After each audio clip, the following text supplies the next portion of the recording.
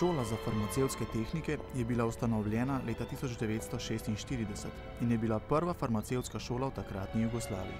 Prvi diplomanti so se zaposlili že leta 1948, saj so dijakom, ki so obiskovali gimnazijo, priznali splošne predmete in je šolanje trajalo le 2 leti. Moram reči, da je bilo zanimanje za ta poklic vedno zelo veliko.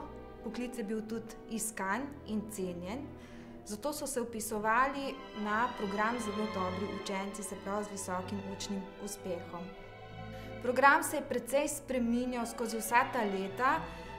Mogoče največje spremembe so bile glede praktičnega izobraževanja. Zdaj je več praktičnega usposabljanja in tudi zanimanje za ta poklic je še vedno veliko, verjetno zaradi uspešnosti in razširjenosti farmacevtske industrije, pa nedvomno tudi zaradi ugleda, ki ga ima naša šola med srednjimi strokovnimi šolami.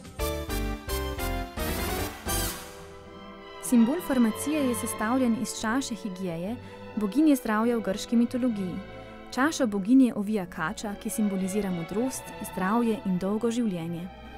Jaz si predstavljam izdelavo zdravil kot v filmih. Milijon enih cevk, vse se nekaj kadi, kuha.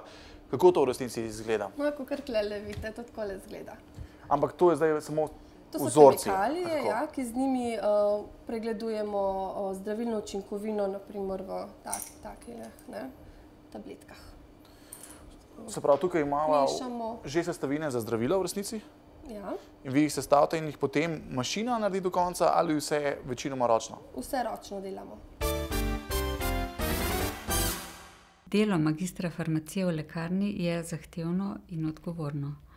Zahteva obsežno znanje o zdravilih in tudi o boleznih, ki ga pridobimo s 5-letnim magisterskim študijem farmacije in ki ga potem tudi stalno nadgrajujemo s strokovnim izobraževanjem. Poleg tega ta poklic zahteva tudi dodatne veščine in spretnosti, kot so na primer komunikativnost, sočuten odnos do sočloveka, zaznavanje človekovih stisk in potreb. Pri delu magister farmacije v lekarni vsakodnevno pomaga ljudem, ki so v stiski. Rezultati tega dela predstavljajo farmacevtu zadovoljstvo, vsakodnevno zadoščenje in tudi nagrado, ki je mnogokrat več vredna kot finančno plačilo za delo. Kot vemo, za opravljanje poklica je praksa res tudi bistvenega pomena. Dijaki imajo praktični pouk in vaje v sklopu strokovnih modulov. Večina vsega tega opravijo v šoli, v specializiranih učilnicah in pa laboratorijih. Poleg tega pa v višjih letnikih, 3. in 4. letniku, opravijo še praktično usposabljanje pri delodajalcih. A pa se lahko v bistvu že med šolanjem usmerijo v kakšno delo? Vsi dijaki morajo dobiti neka temeljna strokovna znanja.